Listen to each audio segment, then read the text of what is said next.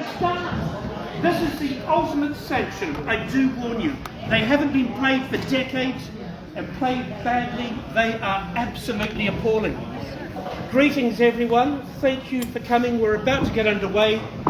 If you like the food and it's damn good, why don't you quickly stuff a bit in your pocket so you've got something to eat as candidates talk, because it's going to be a fulsome display. Righty-ho. Candidates, if I can call you into your position.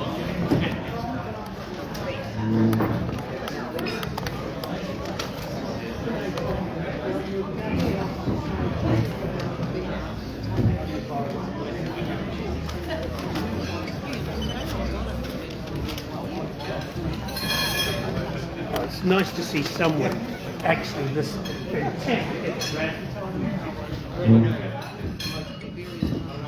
Ladies and gentlemen, I don't know about you, but I reckon a big round of applause is appropriate for people who have the courage and the presence of mind and talent to say democracy matters, and so does this city and this ward. Ladies and gentlemen, the candidates. Who are sitting up here, who are coming up here to sit on these chairs. It's a bit like Taskmaster without the throne. You know, you've got the 5 candidates. No custard pies or rubber ducks or anything, of course. Now, Rotary.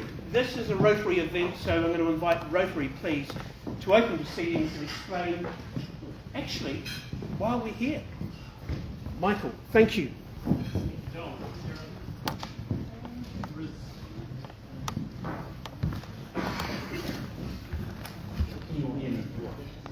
Good evening, candidates. We are Richmond and Phillipstown community members, Richmond Club members, fellow Rotarians, and ladies and gentlemen. My name is Michael Burson, and I am the current president of the Rotary Club of Christchurch Sunrise.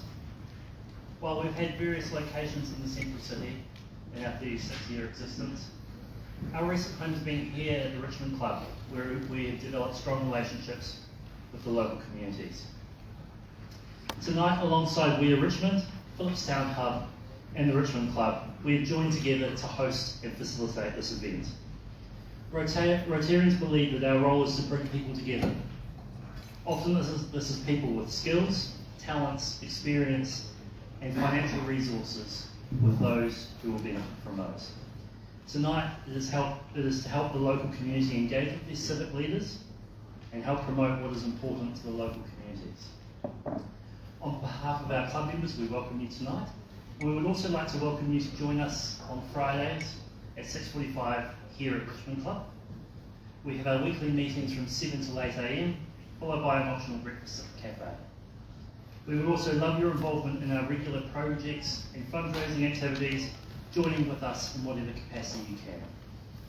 I'd be happy to talk with you after the meeting, or feel free to talk to anyone with a Rotary badge on or a Rotary hat. Our mission statement as Rotarians is service above self. And the 4-way test, which is going to come up on the board, shapes our conduct. As we all seek to have our say and make our voices heard tonight, may I ask that you keep this in mind. We welcome passion and engagement as Rotarians. It's fuels of what we do. We just ask that you keep it positive and constructive. Enjoy tonight. All the best to the candidates who are standing for council. And thank you for seeking to make Christchurch, particularly the central city and the Richmond area, a better place to work, rest and play. Thank you.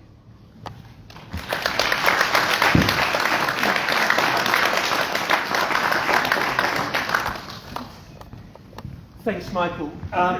My name's John, and I'm simply here because there was no one else that could find. But the 4-way test is fantastic. That second one, is it fair to all concerned? You know, contextually, there's a lot of background that you have to consider at these debates, and it can't all be sorted in the moment. So can we throw up the ward map? Do we have that? It's really interesting. I mean, you all live here, presumably, you know, but it's interesting to remind ourselves that this is a complex area. I mean, it's got convergent interests that overlap. The residential area, moving into the business with the environmental. You've got low economic or problems in terms of poverty in this area, which aren't seen elsewhere in the city. You've got housing intensification. All of these issues you are aware of, and the candidates, of course, are too. But what I think, again, is worth remembering is in whose interest is it? Because, again, you've got these separate competing interests often and voices. Business. So important. How many people from the businesses live in this area? Might be one point. Conversely, how much benefit is gained by residents because of all the facilities that are only in the central city? Anyway, that's me rabbiting on. I really shouldn't do that. I'm going to ask the moderators to keep me in check, because I do have biases, quite clearly, tartan, bagpipes, other things. But for yourselves, we have got this wonderful, easy to remember identification kit, which identifies the candidates, if you didn't already know. And the process tonight is typically Rotarian. It's incredibly fair. It's not going to be gladiatorial, though we might like blood on the carpet or custard in the face. It's more inquisitorial. And it's inquisitorial because a series of questions or themes have been sent to the candidates prior to tonight, and they were gathered from community groups, a number of people throughout this area, and they have been winnowed down, if you like, to about 10 questions. And each candidate will be asked to speak for 7 minutes. Now that's a long time-ish. Normally we get people for 1.5 minutes on a particular subject, kick them, move them on. This is better because, in a way, the narrative is owned by the candidate. Of those 10 points they've been asked to touch on, they can choose the tone, they can choose the emphasis, they can choose the weight they wish to put on those issues, and you choose whether that suits you or not. After all, they're vying for your vote. You choose. So, okay, let's be fair and tell you what those main themes were that were sorted out. Well, there they are. That's fantastic. So roughly, I mean, the questions were much deeper than this, but for getting through it quickly, they were asked to touch on these points. You know, what qualifies the individuals, personally and professionally, to represent you? What values, what qualities do they bring to the table? What about party politics and alliances? Are they going to block vote? Are they going to run away when something... Where do they stand? Are they independent individuals? How will that work? Aspirational goals, what do they wish to achieve? Inclusiveness and consultation. This is a strongly community-driven ward. I mean, good Lord, look at that. I hadn't noticed prior. Hayley, have you got your own? You have. Hayley's got a banner. Good Lord. But there are other groups as well represented here. So that matters. Community says a lot about this community. Rates capping. This is major, of course, finance. What happens if rates are capped? Should they be capped, whether mandated or not? If that is done, what happens to the money? What services would be cut? What would not? What would you safeguard? What should never be touched? That brings in asset sales, of course, as well. And then there are quite specific issues that locals spoke about. You know, cycleways, speed bumps, residential parking, blah, blah, blah. These have been in the media a lot. Some, you know, you might say that they're kind of slap-me issues, they get a bit of attention. Do they matter? Perhaps they do, but we'll find out. Community-led initiatives, how better can they be facilitated? In other words, grassroots people like yourself, willing to come out, willing to be involved. Are you listened to? Will you be in the future? CBD, there's questions around ensuring that the city-to-sea pathway isn't constrained by current transport issues, as I said. And of course the issue of, this is a tough one to describe in a way because it interacts with homelessness. Rough sleeping, other activities, beggars, drug use. There are a number of negatives that you could point out, but behind all of those labels, there are causes. So again, you come back to the four-way test about fairness to all and who's impacted. Right, so that gives you enough. I'm going to be very quiet. Presumably moderators, we've chosen who's going to speak first. by a very fair system of raffle. No? Right. Who would like to go first? I'm dead serious. Raf. Okay, so 7 minutes.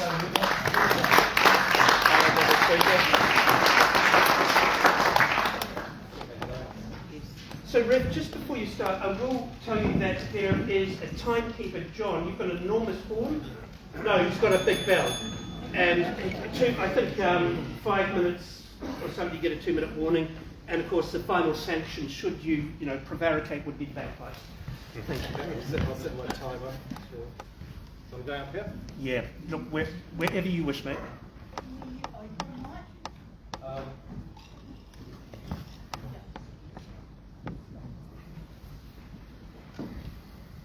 going first.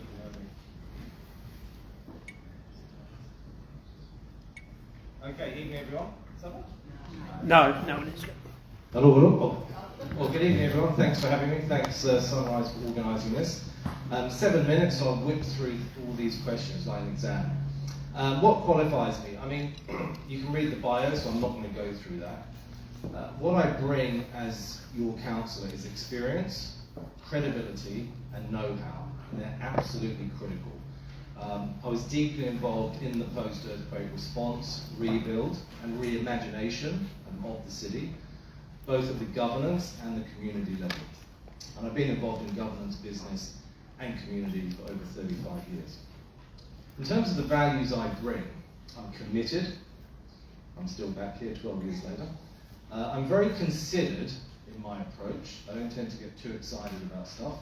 I'm pragmatic and I'm imaginative. And I'm pretty fierce as well, what I need to be. The party politics and alliances. Look, this politics around the council table is a reality, but often not helpful. We have to understand local government is different to central government. Council is not like cabinet. Cabinet essentially, if it has a majority in parliament, can do what it likes. Every decision at the council level is debated every single time it comes. And that's a lot of work, and also means that people don't always know what the decision is that's going to be made. And over time, even if you're not with a political party or an alliance, people tend to coalesce into a group because they tend to vote similar ways on similar things, but not always. And I think the advantage of being independent is that actually you can choose how you vote. I mean, being aligned politically has problems. Obviously, we have People's Choice, stroke Labour, stroke Greens, who do tend to vote as a bloc. That can be a problem. A great example was in 2015 when we were doing the long-term plan, under huge pressure from Wellington. Lots of rumours about commissioners being put in. The long-term plan was a complete nightmare to put together. But we did it, but we could not persuade People's Choice to vote with the rest of the council. So it was an 8-6 split. And we were getting hammered out of Wellington constantly because of this. And there were rumours that we weren't going to deliver a long-term plan and the commissioners would have to be put in. I said to Leanne, right, we're going to Wellington, so we called up the PM, said we need to see you. We flew up the next day to see him. He made time to see us. We had an hour with him. Jerry Browning was in the room too, and basically Jerry and I argued at each other constantly about whether we had a long-term plan or not, because I knew that we did. But the word in Wellington is that we were not a united council.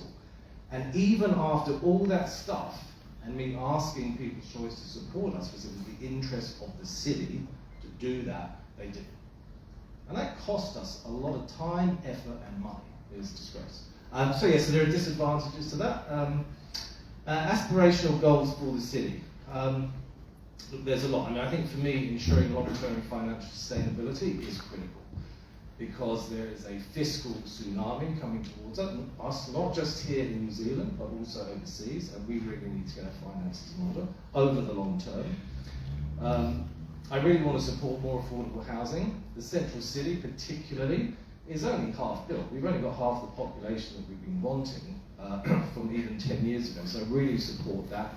Whether it's private developer housing or social housing, whatever, we just need to build as much housing as possible. And the more we build in the central city, the less pressure there will be on suburbs for intensification, which I know is an issue here. And I really want to see the red zone finally become an exemplar for long-term resilience. So those are probably 3 aspirational goals. In terms of communication, because that's critical, I take an approach called LEDR, that's L-E-D-R. I listen, I inquire, I discuss, I action, and I review the action. That's the way that I approach it. So if you need stuff done, you call, I listen.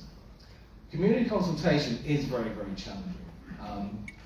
Often consultation it doesn't work.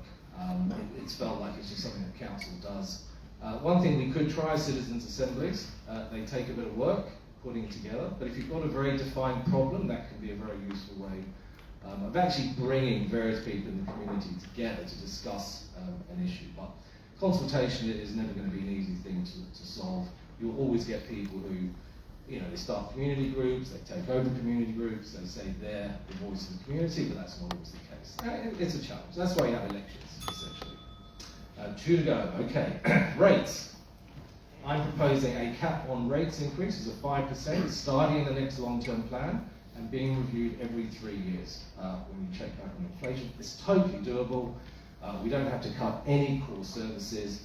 We just have to be really focused on wasteful spending and look at the capital program. The capital program is where I think we can save a lot of money, and that is instituting a new Skirt 2 model, which I've done some work on. I think that's where we can save money.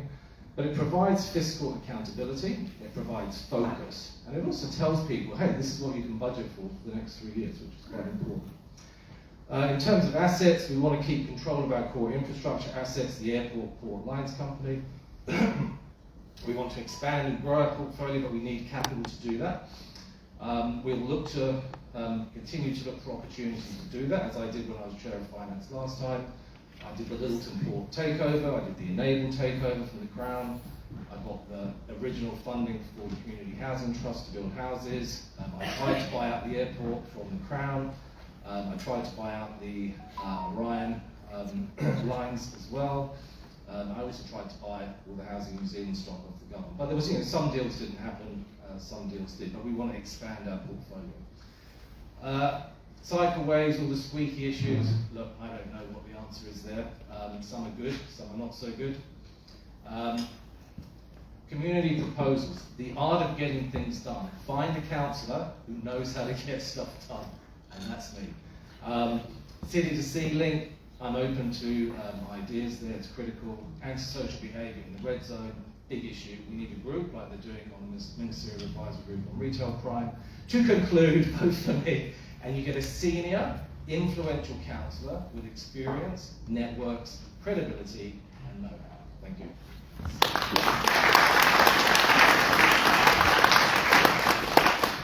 Was that 7 was a wrap? Tip for people to hurry up and talking. Fantastic.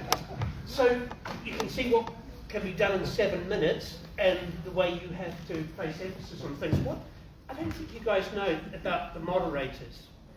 The notion is that rather than me firing questions, which would be inappropriate,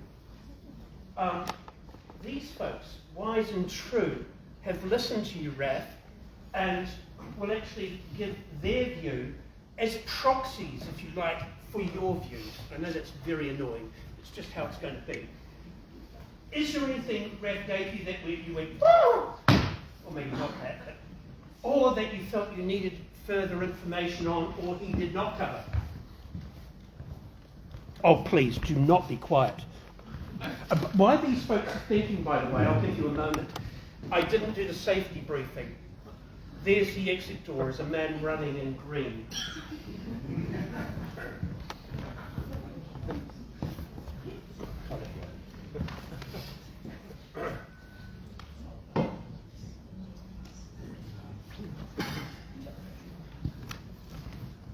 What do you think? Was there an issue that you felt? Go ahead. Yes, look, I would like some clarification. There was some heavy discussion. Can you use the mic?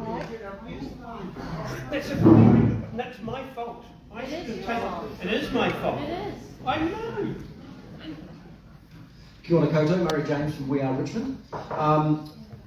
We felt there was a lot of content around the relationship that you had, Raph, when in council with central government. And as you were explaining some of the deals that that you were involved in, you referred to "I got this done." Would love to have some clarification around whether that was you as an individual, you as a part of a council contingent, was it elected members, was it staff? Cool. 2 minutes on the answer, which gives it a total of 10 for everyone, including the question. Yep.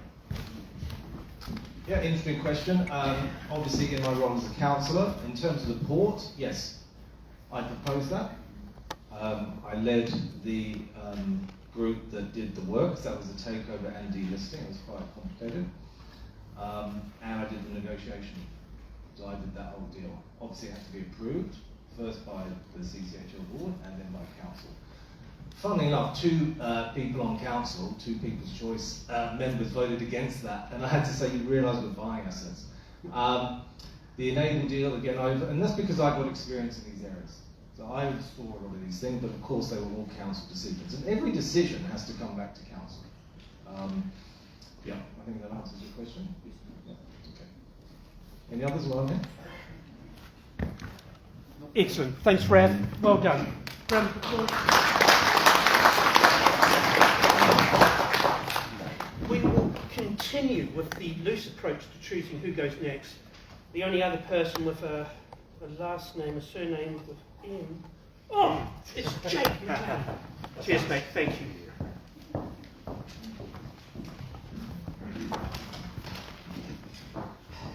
Kia ora, tēnā koutou katoa, ko Jake Aho. I'm Jake McClellan. I'm your local city councillor. By now, many of you will know me.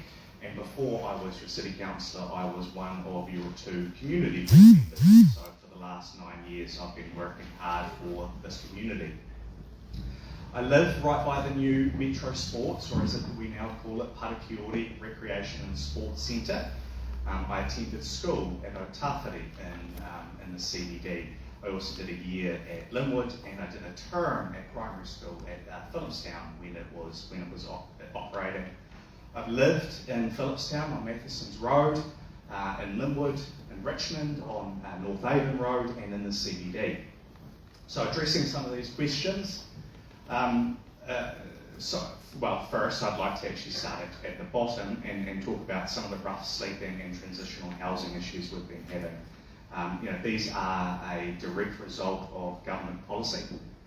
They were obviously going to happen. Anyone could see that when you make transitional housing so difficult to get, we were going to end up with a bow wave of problems, and that's what we have now. I'm on the board of Otatahi Community Housing Trust, so I know how difficult it has been to build new social housing in the city, because the IRRS, income-related rents, the money we get that fuels that new building, has simply dried up. It's gone to Auckland, it's gone to the Golden Triangle of Hamilton, Auckland, and Tauranga. And actually, that's a shame, because in Christchurch, we're bloody good at building cheap, quick housing, and of a very high quality. So I think that's a real shame, but we are doing something about it. Council's pretty exercised, obviously, with the Holy Trinity difficulties that have been in the news recently. I've been working with them. We're pretty keen to make sure that council steps in and does what essentially central government wants to do. So we're working on a transitional housing project as a pilot. And we're looking at peppercorn leases of council land so we can make the economics for more social housing stack up. And we're even looking at rates funding. It's a very controversial topic, but the crisis is real, and the need is we're only just seeing it. This is the tip of the iceberg. Over the next 12 to 24 months, it's going to explode. Cycleways.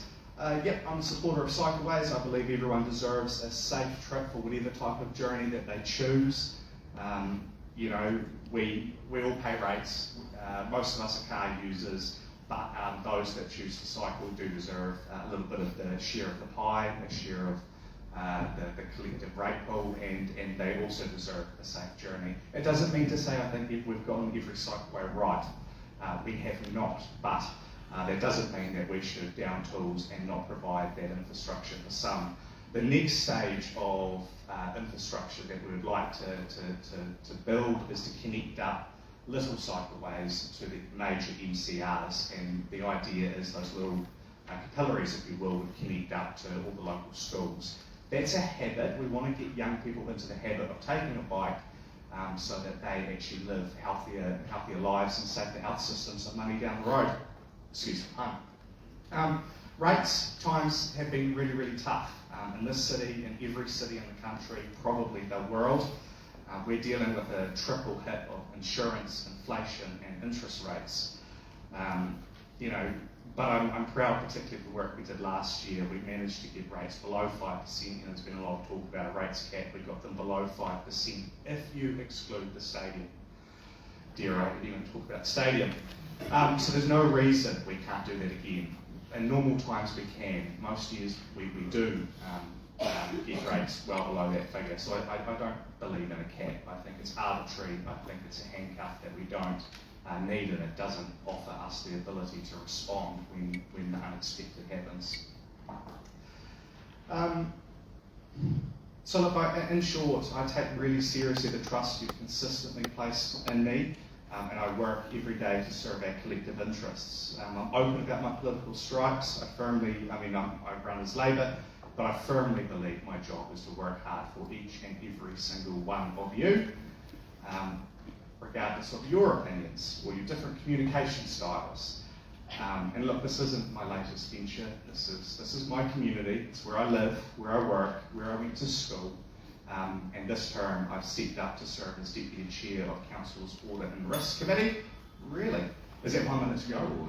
2. Okay, right. Stepped up as Deputy Chair of Council's Audit and Risk Committee. I've joined the board of our Economic Development Agency and, as I said before, our Social Housing Trust. So these roles have allowed me to contribute to the decisions that safeguard our city's finances, grow our economy and protect our most vulnerable.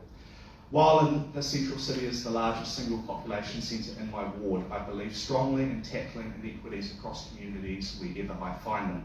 That's why you hear me talking about the development of the Linwood Village shopping area and green space. That's why you hear me talking about the need to protect social assets like the Phillipstown Hub, one of the co-hosts of today's event. And I look forward to bringing the hub into council ownership over the next 12 months. Securing its future is going to be a wonderful thing for the people of Charleston and Phillipstown and actually the entire city. The Linwood Village is going from strength to strength in no small part thanks to the investments we've chosen to make. So together, you, me, your community board members, actually the whole council, be they left, right or whatever grouping they affiliate to, we've delivered for Central and helped make Christchurch the vibrant, booming place it is today, and together we can continue building its future. I've covered off some of those, or most of those questions. I just want to make sure, rather than getting called back, that I have... consultation. Yeah, consultation. We're always on a continuous improvement and journey, and what works 1 year doesn't work in the next, and for one issue it doesn't necessarily work for another. So it's an ever growing journey, but ultimately it's a high bar as well, because every single resident can feel that they're getting the decisions they want to see with council 9 times out of 10, but the one time something happens that they don't like, all of a sudden it's council doesn't listen. So yeah, always more work to do there. Cycleways and covered rates caps. What we do about Fitzgerald Ave and the continuing development of the corridor, don't have any fixed or firm ideas on that yet, and I've covered off the red zone stuff as well, I believe. So thank you. Thanks all.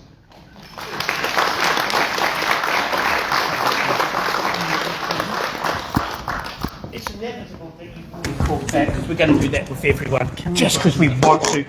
But you're the moderators, you're the ones.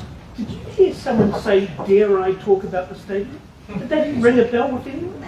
I just leave that with you. I wouldn't want to, but so you're coming up with your view on Jake's performance as a community proxy for other folks. What would you like to say? I'm not sure we've asked a question about facilitating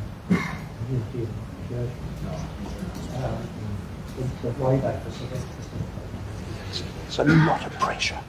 A lot of pressure.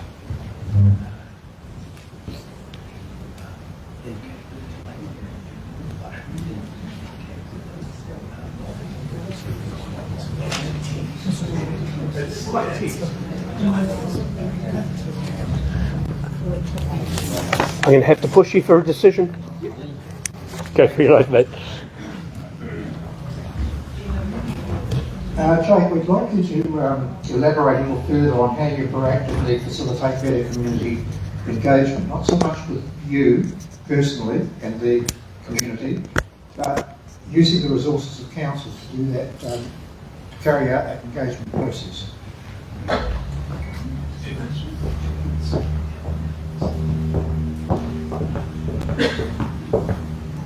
Yep. Okay. Happy to elaborate. People often refer to the Share an Idea campaign as being the gold standard of consultation. I think we're all really fond of that. Citizens' assemblies, an interesting idea, perhaps something we could explore next term. Our engagement team worked really, really, really hard. One thing actually I do think we could do better is, I think our scope of where we send flyers when works are happening or projects are happening is just too narrow. It just really goes at the street that a particular thing is on. So, for example, Ferry Road, everyone on all of those streets on both Phillipstown and Charlestown is clearly affected by any changes to Ferry Road. So why we wouldn't deliver a flyer? A flyer of all things, it seems like the least we could do. I was a little bit grumpy about that. So that's one of those easily missed things that I think we could do more of. It's a challenge I'm happy to put back to management of CCC. Obviously, that's the CE who manages that team, and if the feeling is that we're not doing that effectively, then I'm happy to challenge Mary and put that feedback to her. But I know that for myself, I get out and door knock and send out letters pretty prolifically, so that's how I sort of keep myself grounded in what people feel and think. Quick question, pretty much a yes or no. Is a survey consultation? I'm just interested, I'm not picking on you. It's part of consultation. By itself, it's not. Would that be consultation? I wouldn't think that would be sufficient. No. And it would almost never be by itself, because on any decision you'd have the opportunity to come to a community board or council. Yes. So, yeah. Thank you very much, ladies and gentlemen.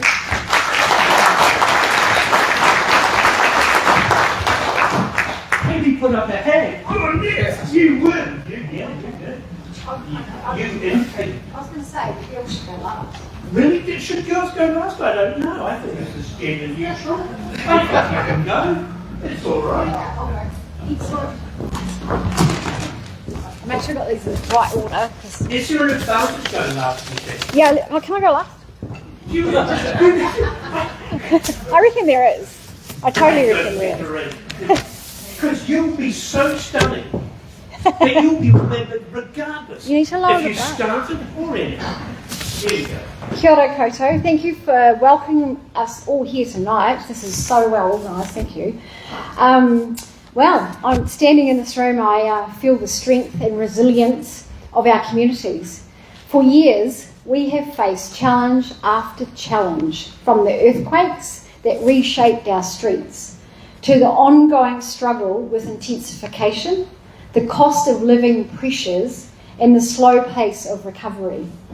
But what defines us is not the challenges that we've had, it's the way we've come together and to rebuild, to reimagine and to regenerate our areas. I'm standing for the Christchurch City Council in the Central Ward because I believe our neighbourhoods deserve a strong, experienced and community-led voice at the table. A voice that listens, a voice that acts, a voice that knows the difference between a quick fix and a long-term solution. A voice that calls out wasteful spending when it is rife in council as it has been this term. There was $7.6 million spent on a cycleway that never even had a shovel to start it. There was $1.2 million on the Gloucester Street slowing down of, that was only in for 12 months. Now that's $100,000 a month that was wasted. And this really bothers me. Just this week, we all saw in the paper that there was a road in Memorial Ave that was dug up when $1 million had been spent on it a few weeks before. It would be funny if it wasn't our money. That cycleway spend equates to $630 for every person who pays rates in this ward. Now imagine what we could have done with that money. We could have fast-tracked our Richmond road improvements. We could have planted the entire residential red zone. We could have rebuilt the Phillipstown hub. It frustrates me that here we are fighting for scraps in the community funding when the real money is being wasted. I will work hard and be your voice to change that. Many of you know me from the mahi that we've done together over the years. In Richmond, we have transformed a derelict, contaminated bowling green into a park that's beloved by the residents. We have embraced the deserted red zone and we've turned it into thriving community gardens and gathering spaces. Along the Otakaro River, we have fought for a vision for a living green corridor, a place where wetlands, birds and people thrive side by side. Through the work I do with Edible Canterbury in the Otakaro Orchard, we have shown that food resilience isn't just a buzzword. It is ensuring that every family has access to fresh local food and every child grows up connected to the soil, the river and the seasons. These projects have a sustainable future thanks to the strong financial leadership that we've put into the structures. We've put strategies in place that have created jobs, built friendships and inspired hope. That's the kind of future I want for all of Christchurch, a city where regeneration is not just about buildings, but about people. But let's be honest, right now, too many of us feel shut out of decision making. When developments go up that overshadow our homes and our heritage is lost, when the rates rise faster than wages, when cycleways and speed humps spark division instead of connection, people ask, who is this really for? Here's my answer. It should be for us, for the residents of Richmond, Linwood, Phillipstown and the rest of the Central Ward, and the whole city. So let me share my 3 commitments. I'm weaving all this into it. So first, I will fight for growth and development for the honour of people in place. Yes, we need housing, but it must be quality housing and housing for all. It needs to have integrated green spaces, heritage protection and infrastructure that keeps pace. I've spent years working alongside you all to make sure intensification doesn't mean losing what makes our suburbs special. So the unique places like the Inglefields Heritage Area and our very own Dudley Special Character Area right here in Richmond stays in place because it is rich in history, and if we don't, it'll be lost. Or the green spine that we have created in the red zone that buffer us from flooding and give us places to connect. Growth must serve the community, not erase it. Number 2, I better speed up. I will champion community-led solutions. We've shown time and time again that when locals are given the tools, trust and cash, we deliver better outcomes than the top-down bureaucracy ever could. Whether it's pest-free strategies in the Otakaro, community composting schemes, roading programs that really consider the way residents use the road, or place-making projects that come from local knowledge. The answers are here in our communities. Council needs to stop talking at people and start backing them. I will make sure community organisations, local businesses and you have a direct line to council decisions. Thirdly, I'd like to keep climate at the heart of every decision making. For us in central Christchurch, climate change isn't a distant threat. Already there is flooding in our streets, overheating footpaths, heat waves and freezing cold homes from lack of insulation. We need practical local action, living roofs, swales, wetlands, tree canopy cover, more public housing and transport options that are safe, accessible and affordable. Every dollar spent must not just patch today's problems, but prepare us for tomorrow's realities. Now, some of you might be thinking, that sounds ambitious. Can we really achieve it? Yes, we can, because we're already here. I can say with confidence that no one else on this stage has done more for our communities than we have. Look around, the wetlands emerging in the Avon corridor, the community gardens bursting with life, the city to sea pathway drawing people in and creating opportunities, the neighbourhood groups who refuse to give up on their local events, their parks, their streets, their future. This is proof that when people lead, the city thrives. But there's a catch. None of this matters if we don't show up. Right now, voter turnout in Central Ward is among the lowest in the city. That means decisions about our homes, our streets, our livelihoods are being made by a small fraction of the population who... Is that me? So if we don't vote, we hand that power away. I'm asking you tonight not just to support me, but by casting a vote, but saying loud and clear that Richmond, Linwood, Phillipstown and the whole Central Ward deserve better. You deserve a truly independent voice at the table that is going to work for you, not party lines, not the whim of Wellington, and not influenced by big businesses with deep pockets, but you.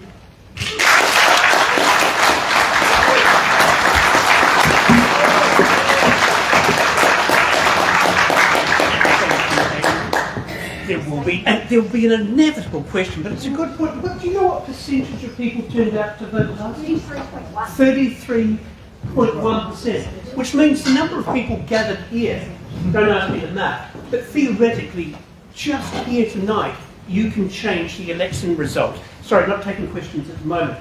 The moderators, however, do have one. Hayley, thank you. 52% voted for cannabis law reform in this district. That's more than the Central Ward. What's that about? It's sidetracked here. Thank you, Hayley. Inspiring. I have a question. Our question, though, is this one. You're joining council as a warrior for change, but you're joining a team that you have to work with for all of council and all of Christchurch. How? Thank you. Great question. Is that on? Oh, so I guess I've got a proven track record in stakeholder management, and that's what being a councillor is all about. I have spent the last 12 years working really, really hard to advocate for one of the biggest green infrastructure projects that any city in the world has ever seen. And to do that, I've had to work across Wellington, the councillors, the staff, the rangers on the ground, the people in the communities, to make sure that all of the people that left their land, so you can imagine the grief that I had to deal with. So that there, for me, is probably the greatest school that one could ever have in stakeholder management, because it's going to hold me in really good stead to represent as a councillor in the city. Does that answer that? Was that answer?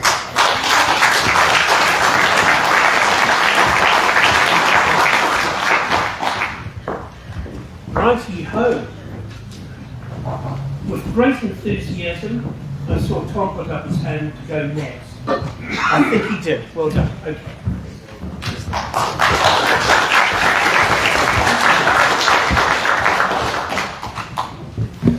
Good evening, everyone. I'm making a habit of not talking about myself too much. You have a handout that says a little bit about me, so I'm going to get right into a bit of an issue. So this evening we were primed, as you've seen, with about 11 topics to cover, and I admit to thinking that doing so in 7 minutes wouldn't actually leave me with much time or really much of an impression about what my priorities are to get through them. Some of my friends to the right saw that challenge themselves this evening. So I like to think that's an example, and you'll forgive me, that perhaps a good representative will read the instructions but know when to not necessarily follow them. Instead, I'm going to focus on a key issue for me, which is public assets and resisting asset sales. So first off, what are public assets and what are they for? Assets are those pieces of infrastructure owned by the council, paid for by the people of Christchurch over many generations, that deliver some core services. So the port, the lines company, the airport, enable, etc. In the context of council, they're often used as a financial instrument, which is to say they return dividends each year, which raises money for the council without having to increase rates. Profits made by these enterprises are delivered back to the people of Christchurch and invested in public goods and services. That's great. Less money out of your pocket to deliver the same great things that we all enjoy. Okay. So I want to focus on Littleton Port as an example. What is it? Is it just a financial instrument used to keep rates down? I don't really think so, right? I think the purpose of a thing is what it does. And what the port currently does is provide a key logistical part of the supply chain, bringing goods into the country, into our city, as well as exporting them. So it's a key part of economic infrastructure. It provides good jobs, unionised jobs.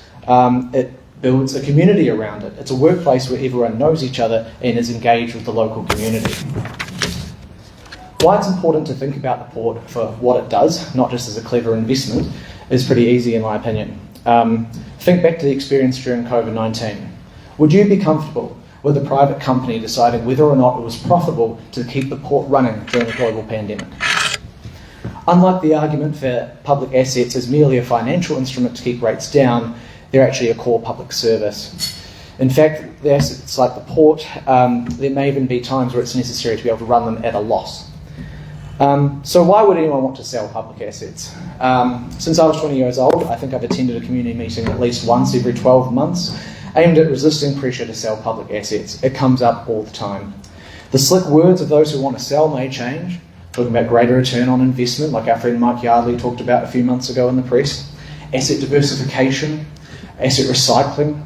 They might talk about the geographic risk of having all our eggs in one particular area, in one basket. They all mean the same thing when we're talking about Christchurch. It's about selling our port. So let's think about that. Should we sell the asset for a better return on investment and get a bunch of money and invest it somewhere else? Okay, if the return on owning a port is so poor, what foolish buyer is going to buy it if we try and sell it? The reality is there's a lot of eager buyers. So what do they know that those eager to sell, to offload, even partially, shares of the port that we don't, What do they know? They know that it's a natural monopoly. They know that there's an enormous amount of value in holding on to the port. One of the reasons you might hear about selling off port shares is that we're too geographically concentrated, like I say, in our investments. So that is to say, we are too tangled in Christchurch specifically, and that if there was a major disaster, then this revenue stream might be disrupted, or so the story goes. Well, okay, let's take that through that logic. We take the pile of money we get from selling part of the port, and maybe we invest it in somewhere else's infrastructure, somewhere further away. It avoids the issues of a regional disaster. So maybe Tauranga, Oamaru, Melbourne, London, it doesn't really matter. We go up and buy up some shares in someone else's infrastructure that is being sold off. I know the answer to this actually because I know a few of you in the room, but is anyone in here originally from the UK? Yeah, there's a few of you. Okay, let's think about British Rail. Significant portions of British Rail, previously publicly owned company, are now run by European rail firms, and 30% in fact is owned by a Canadian pension scheme. What are the results? People from the UK will know. Is it fantastic? Does it deliver a great service? No, it's been run down. It's been run down for the bottom line of those companies that have bought it up. Why? Because they don't have an interest in running it as a public good, because they're not from the place that it's serving. Okay? When an investor has no real stake in maintaining a level of service, of making sure an asset is run properly, they must just look at the bottom line. They want to make money. Costs increase, quality of service decreases, the conditions of the workplace get worse, staff numbers downsize, etc., etc. By looking to sell our public assets, we can end up on both ends of this exact process, in fact. Here, at home, a blinkered focus on profit margins means jobs at the port are lost, that costs for ships unloading there increased, that costs are then passed on to you in the supermarket and elsewhere. Meanwhile, a council owns shares in someone else's infrastructure and becomes a shareholder doing exactly the same thing to somebody else. After all, our voters don't live in Tauranga or Oamaru or Melbourne or London. Who cares if they have a word service? We need those dividends. This path is not one that should be taken lightly. An outside investor coming in looking to make a good return on their new purchase will have to look at cutting wages, hours, conditions, staff numbers, and investment in health and safety. Yes, all of us may see an increase in prices at the shops, but underinvestment in a port is not just bad for the cost of living, it's bloody dangerous.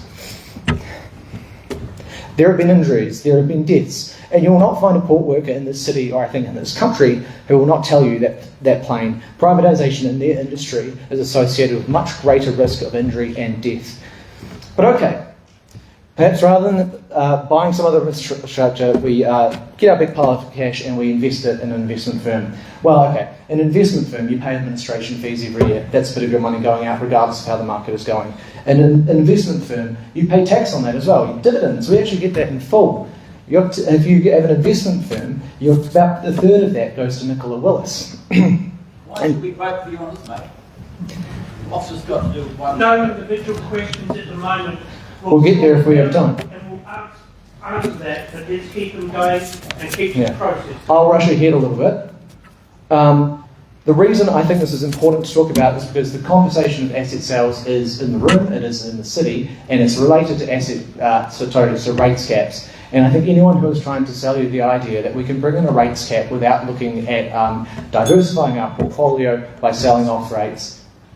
Sorry, Tom, that was hand up and hand. Yeah, it's all done. Is presenting you with a falsehood. So that's why it's important.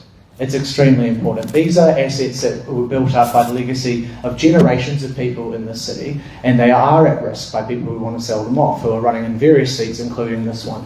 And I don't agree with it. I think it's a massive issue. I think it's actually one of the core issues that we should be thinking about in the city when we go to vote.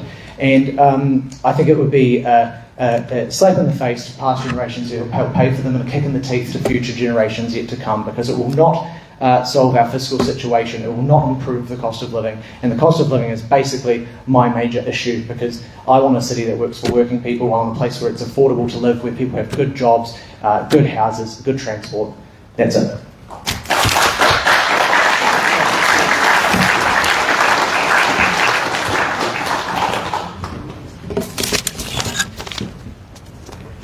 Hey everybody, Solomon from Phillips State Community Hub. Tom, thanks for that. I'm keen to dive in on one thing, which is what are your aspirational goals for the community, and then how would you work with others to get some of those aspects across?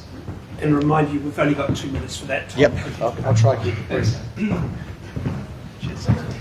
So I love the central city, and I think it's at a really interesting crossroads, and I think one thing I'd really like to look at is how we can make sure that the intensification that probably needs to happen to make the CBD in particular function is building the right kind of housing for people to actually live in. So that's my really big thing, because I think a lot of you will be experiencing what is sort of the peppering, the sort of salting of like small intensification townhouses and things. And while I can see some use to those, they're not very appropriate for older people. They're not very appropriate for people with accessibility needs. And what we really need is to try and do whatever we can, whatever regulations and policies council can do to bring in incentives so that developers are building something more ambitious, particularly in the CBD, more like apartments that are actually livable for people. Because we need a concentration of people living in the central city. We need to be building up, not out in general, for a whole bunch of reasons. Arable land, climate, the impact on rates will be beneficial. As far as working with people to do that, I think there's lots of options you can do around developer contributions, but also incentives if they decide to build certain kinds of building. I think there's a question about whether council should invest further in OCHT, the Otautahi Community Housing Trust, and underwrite different kinds of building, because if the market is not going to deliver the kind of housing we need, I think it's time for the council to step in and do what's required.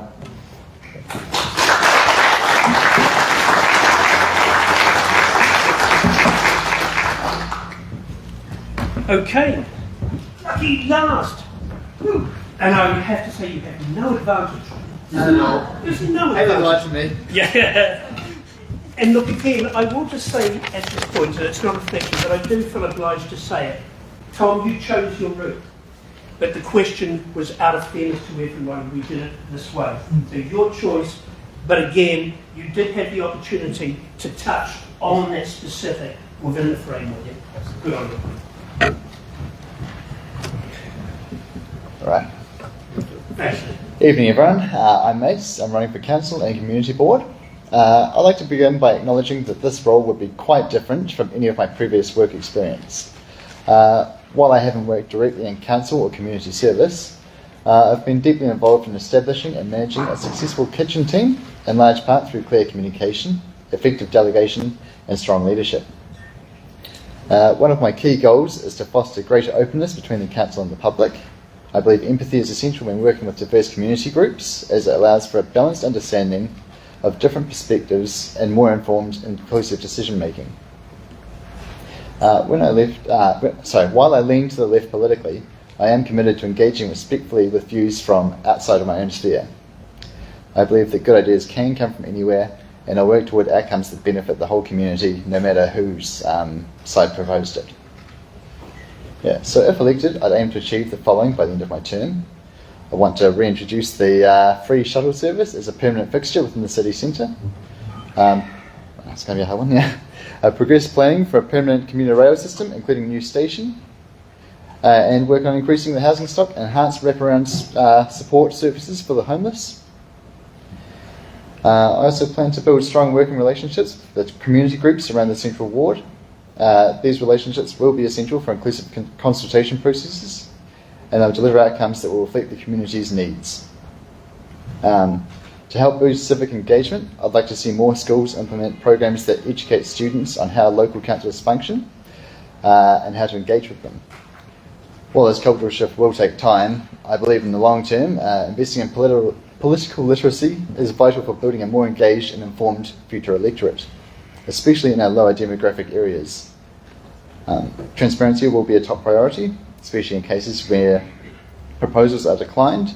I want groups to walk away with a clear understanding of why a decision was made and how their ideas may be reconsidered or refined in the future if necessary. Regarding the issue of cap rates, I'm very much opposed to this approach, as it risks undermining the council's ability to deliver essential services. In the event that a cap was introduced, my non-negotiables would be the water services, roading, waste collection and public transport. I would oppose the sale of strategic assets. I do, however, believe that unused land parcels could be reviewed case by case. I would lean heavily towards leasing rather than selling on those. As for the cycleways, I fully support their development. It provides a safer and more sustainable transport option for residents. I'm also in favour of well-placed speed bumps, which can both improve traffic flow and enhance pedestrian safety. As for reduced residential parking, I'm not too worried, don't have a strong view on that. As to the Fitzgerald Ave question, I believe there may be a case for installing a red light camera to deter dangerous drivers. While I understand the council doesn't benefit directly from this, from fines from there, the safety improvements alone will justify the investment. Light signal timings at the intersection could also be reviewed, though I acknowledge that changes may have broader impacts on traffic flow down the road. Being a very wide road, I'd also look at putting pedestrian crossing buttons on the island on the north side, which should assist with less mobile pedestrians, and that won't slow traffic too much. Looking into homelessness, it's been quite a thing for me. It's a deeply complex issue. Every individual faces unique challenges. My first priority would be increasing the emergency housing stock to help prevent people from ending up on the street in the first place. Housing alone won't solve the issue. We also have to strengthen our partnerships with outreach groups to provide support for those dealing with mental health and substance abuse. Lastly, I would like to see vape retailers brought under a licensing regime similar to alcohol vendors. This would allow for periodic reviews that incorporate both community feedback and evolving legislation. Thank you for your time.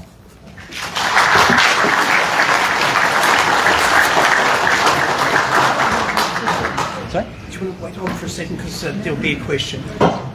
Look, it takes, I began saying this, and I'll say it again, whoever your particular candidate or whoever you're going to vote for, it takes immense courage. And to stand up and say, I will represent other people and do my best for them.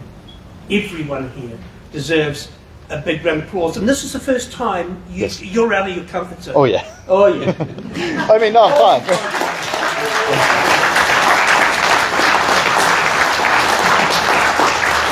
So you have one question? Yeah. I'll be up. That mic over one. Sure. Firstly, You did bloody well. Oh, thank you. Covering the questions. One thing I would like to explore on behalf of our residents is you hinted that you were left-leaning, but you didn't specifically identify whether you are part of a party political group or not. And the other element where you could perhaps enlighten us further is your view on how to represent, how you would engage with your communities to understand what their needs are. You've obviously got a very clear understanding of what you think is important, but how would you develop that further in consultation with the community?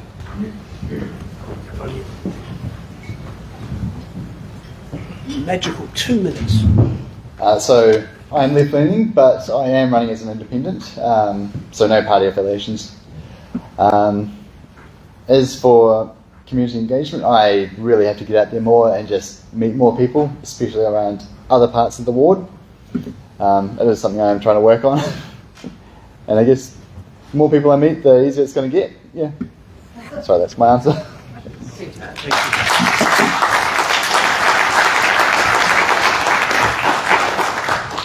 Thank you very much.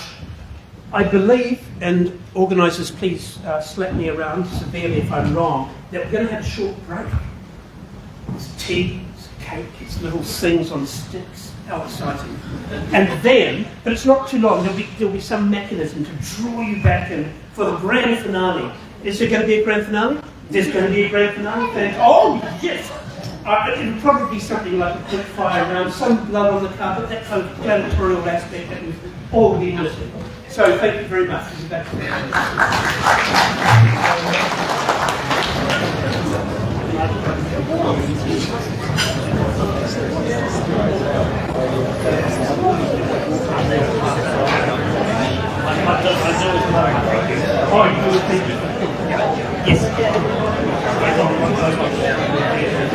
Yeah, so after you've done what's our space and sort of including no problem, mate.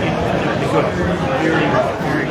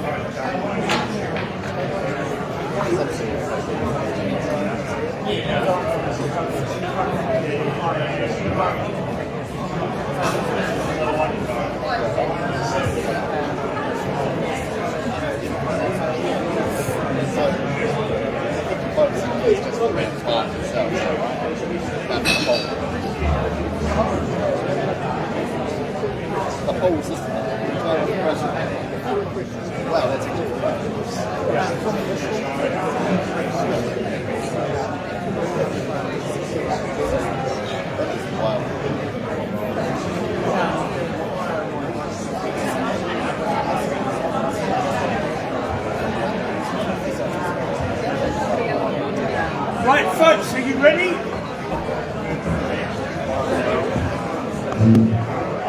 Cute. Whereabouts do you want it? Just.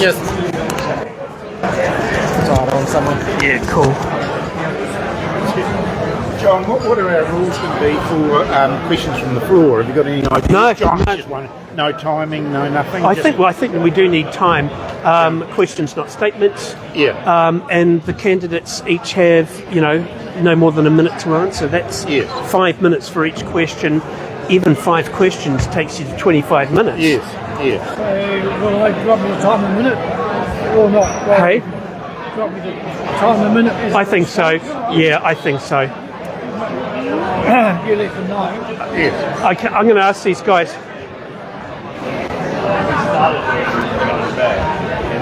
Where are the candidates? Are they coming back? They're probably having a... Schmoozing. They're smoozing. Oh, I have to do... We haven't made it up. We're just making it up now. Questions from the floor. Well, that's what they want. They want blood on the carpet, yeah, so that's what it'll be.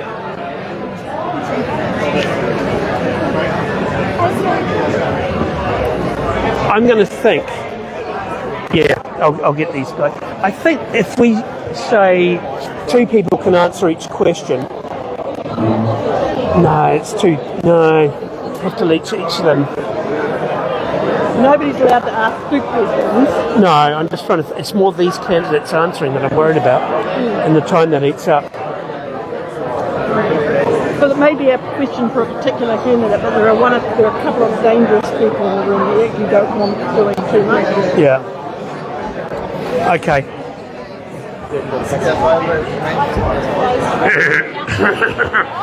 I would hate to bring up the bagpipes. That would be totally inappropriate.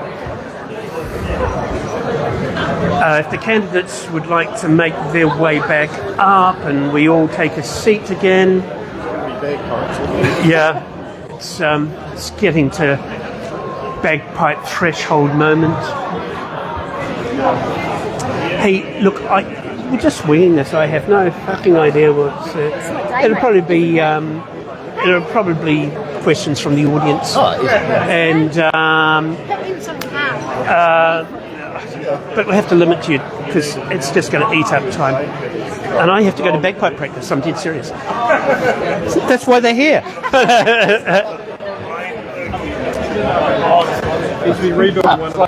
Yep, I'm going. So, good. Hello. Hey, mate, are you well? I'm well. Were you?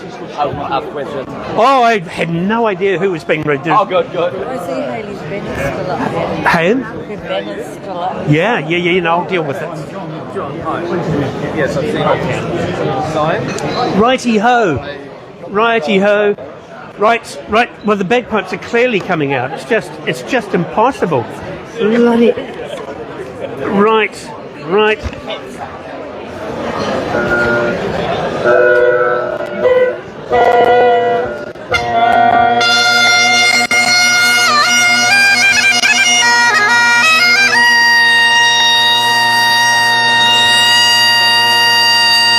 You do not want me to continue. Come on. Sit down. Bloody take your cup of tea and sit down. Come on. Right. Yeah, not the way I play, mate. So we all settled? We ready to go again? Look, this is going to be very quick. It is totally unscripted, unformatted. We're just going to do it. People said this was too staid. They wanted the custard pies. They wanted the scrapping. They wanted the slap round. My God, the gladiatorial stuff. I'm not responsible for this, but I will allow it. First point on the scrapping bit, and I'll take this as a democratic vote. Show of hands who thinks Hayley's banner should be tipped down now because, quite frankly, there's no other banner. Show of hands. No? Okay, so there we go. Right. So that's the first part. You can round up. There you go. There we go. Fine. You're all comfortable with Hayley's banner. Can you cope? Excellent. Fantastic. I all think, quite frankly, standing up, you look like banners anyway, so it doesn't much matter. Right. So I believe I need a microphone. Do I need one? And then have you got a microphone over here? And you guys, look, time-wise, you can do the math. If we have 5 questions and a minute for each answer from each candidate, that's 25 minutes. I've got bagpipe practice. I'm going at 7:30. I don't care.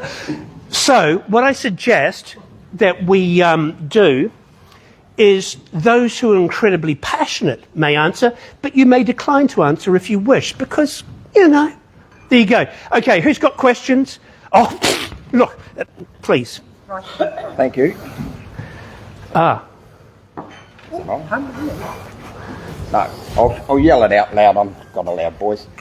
Now, given the bulk of intensification of housing is targeting the low socio-economic areas of the central ward, what can you bring to council to ensure there is better spread across the city for these complexes?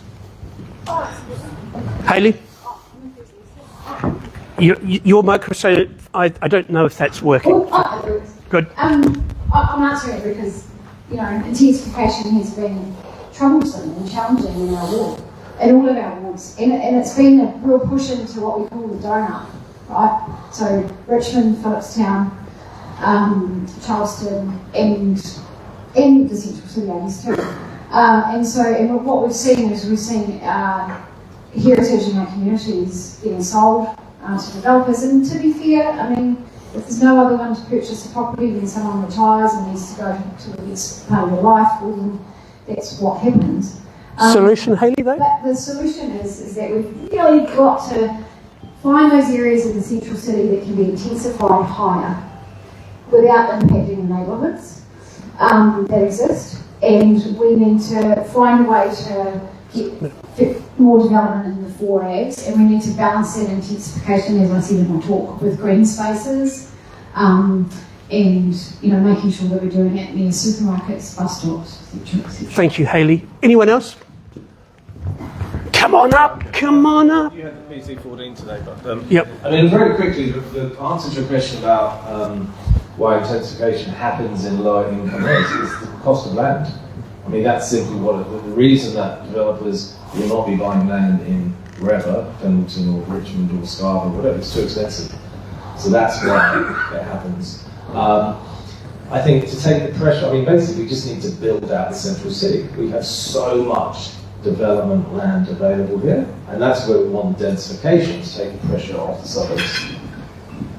Yeah, similar answer to the other two, which is we really need to focus on the green mitigation for intensification. Government have made it really clear they want more housing. Both political parties have forced us to upzone. So we have to make sure that there's enough green amenity and parks and street trees and things like that to mitigate. People will say we can upzone the CBD more. You can't, because it can't be theoretical houses. You can't say, for example, we want to, we'll upzone this CBD to have a 24-storey skyscraper, or not, that's a skyscraper, a 50-storey skyscraper, and that takes care of part of our capacity. You have to zone based on what people are actually building, which is why the answer isn't just it can all go in the CBD, because that's not the development that steps up. Everyone happy? Cool. Listen, I would love to hear a question. Has anyone thought about a demographic that isn't you? Average age, 33. I'm sorry, the average age here is not 33. Has anyone thought about the youth in this area? Any questions on that? Behind me? Oh, sneaky. Okay. No, I'll use that. That's not working, I think. Yeah, I'd love to hear how the candidates would actively encourage intergenerational participation in local body affairs. If you look around the room tonight, the younger generation is not represented. There are exceptions to the rule. And how do we actively involve those younger people and get them to become part of the decision makers, the discussion forums, etc.? Great question. Cool. Well, I think there's no absolute silver bullet to that, but as far as engaging younger people, I think one of the big troubles with local government when we talk about it, it's often talking about ratepayers, and while people renting are in fact paying rates in a sort of roundabout way, and are residents, just like everyone else, and with the same democratic rights, they don't hear about it. They don't hear about what we're doing in local government and hear themselves reflected in that. And I think we need to change how we talk about it to people to make them realise that they have the same democratic rights as everyone else, and they have a stake in the city, regardless of if they've got a mortgage, if they're a homeowner gets a direct rates demand or not. That would be the first thing I do. It's just changing the message when we're talking to younger people. Anyone else? Yep. Yeah, I've been trying to deal with this issue for a long time, and basically young people find it boring. The only thing that brought up with me is nightlife in the central city and the music, and that noise, what's it called? The noise. So PC21 going through at the moment, and yeah, that's the only issue. Please support, higher noise contours, as it were, in the central city. Yeah, those are the things they're interested in. Most of them these days worry about their jobs, what they're going to do, housing costs. So, yeah, voting, they're not that excited about it. Only to add, no silver bullets. It kind of goes back to that, how we engage better with the community, question citizens' assemblies and stuff like that, or ideas we could perhaps throw out there and see if they work. I mean, I'm a big believer in door knocking during a campaign cycle, so I'll talk to people on their doorstep and try and get them interested in local government. But it is inherent, when you have more time as you get older, and when you do get a quarterly rates demand, that always sharpens people's interest. Cool. Yeah, I got an email from a climate action group coming up on, I think, the 12th of September, so check out that and see what they have to say. Because the youth are generally quite for climate action, so it's a good way to sort of get in and introduce yourselves. That should be there for that. Cool. And Hayley, we've got sat down. That's great. So yeah, two quick things. One, I think we're running the risk of actually not building a city for families. So we're probably not going to have that problem soon because there won't be the young people. And we got rid of 8 of our schools out of our wards post-earthquake, and now we're finding that our schools are actually chock-a-block. And what are we doing about it? I'm not sure. But the other one is we have spent the last 10 years making sure that young people are involved in the decision making around the Otakaro. I think we've got to keep them young and get them and show them that they can be involved in a way that's meaningful. We did that for the Avon Park redevelopment, and we've been doing that with Pariawa in Christchurch East now for at least 7 years to make sure they're involved. Many organisations who get them young. I am coming to you. Absolutely, I've seen you. I just want one more thing, if I may. Yes or no on this? Bail out the cathedral. Yes? No? No? Yes or no? Bail out? That's not fair. Why not? Why is a yes or no not fair on the cathedral? Yes, I'll give you a yes. Yes, we have to finish the cathedral. Yeah. We have to finish the cathedral, and it is actually a huge, I'll give it to you now. It's $50 million to basically get the cathedral open.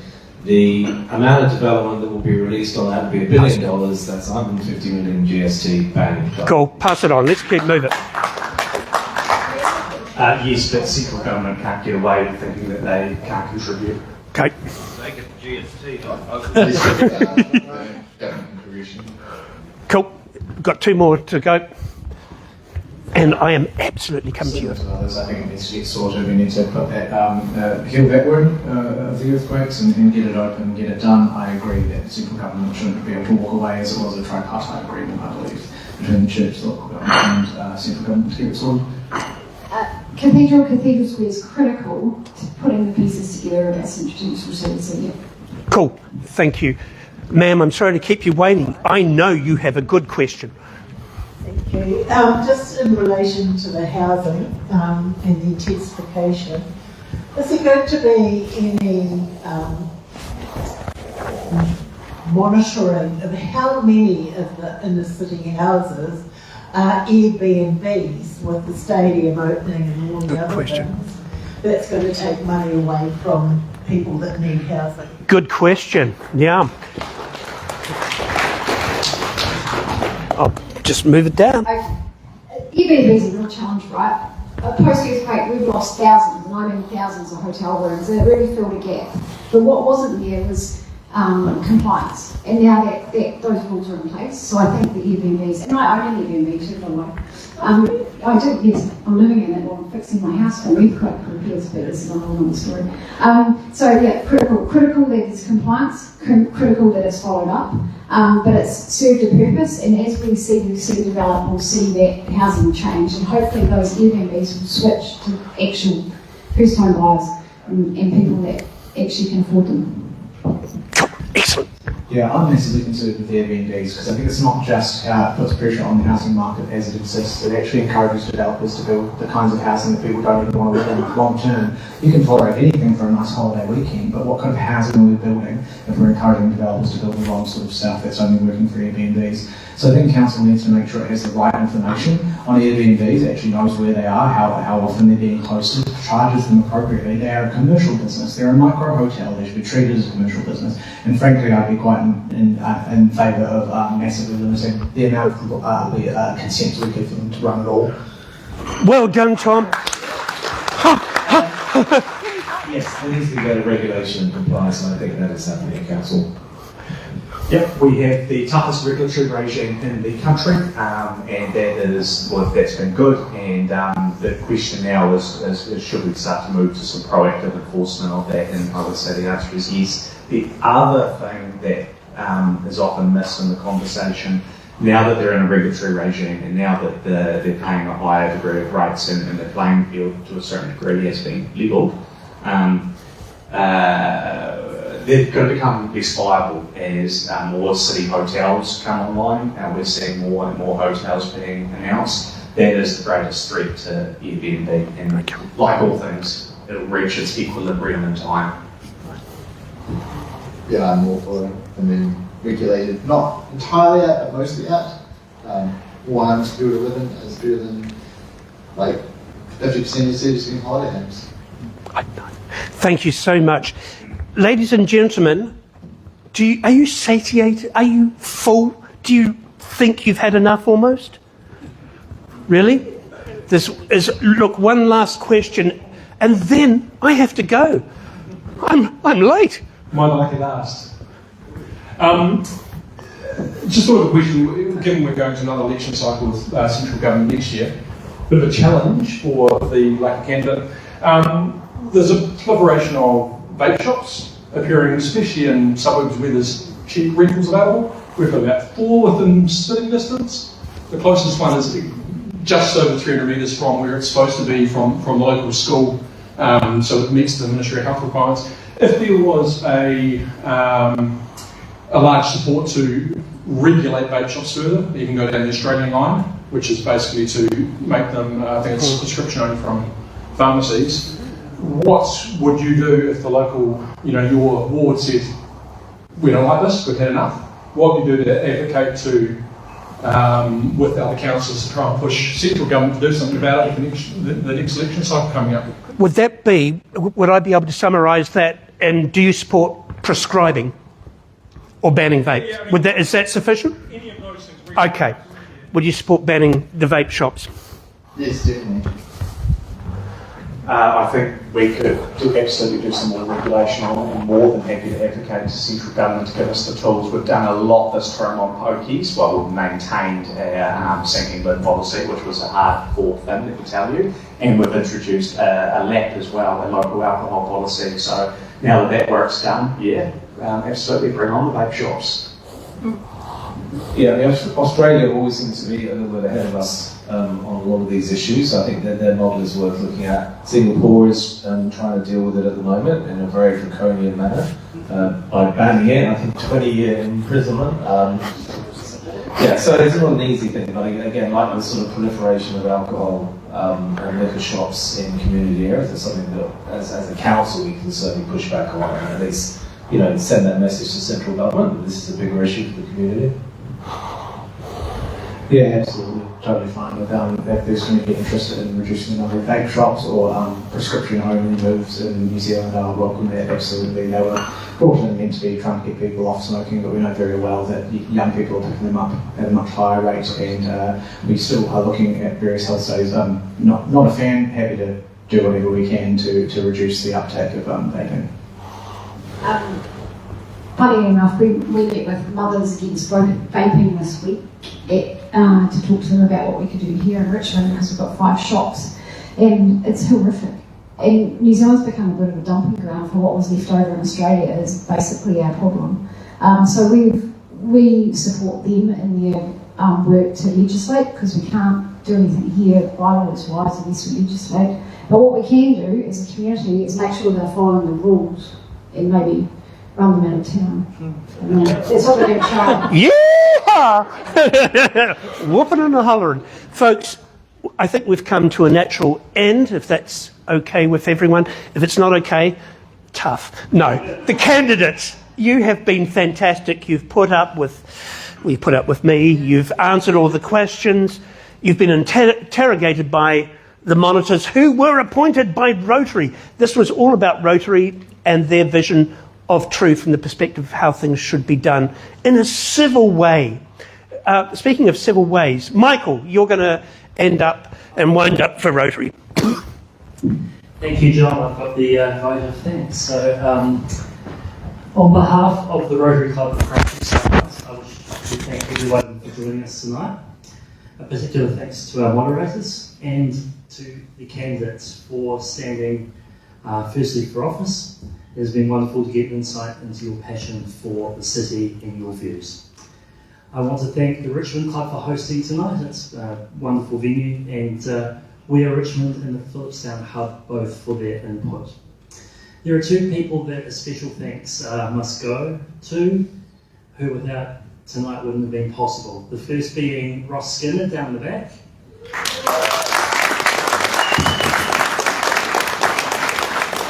He has put in countless hours working tirelessly to make this evening possible. And the second is our wonderful MC, John Selwood. So a massive thank you to John for stepping up and emceeing this evening. It was great to have you involved. I would hope that these conversations continue beyond this evening to ensure that whoever represents the ward in our council best represents the views held by this community. I would also like to invite all of you to continue to engage with us at our Rotary Club. We welcome all involvement, and initially, if you would like, we've got down the back our gift box fundraiser that we're running at the moment, so before you leave, go and have a quick look at our options. To conclude, I would like to leave you, as is tradition, with a parting thought. Rotary has this to conclude our meetings. This one comes from a source that's unknown, but I think it sums up tonight well. We should strive to be the best for the world, not the best in the world. Have a great evening, and we look forward to seeing you again soon. Goodbye.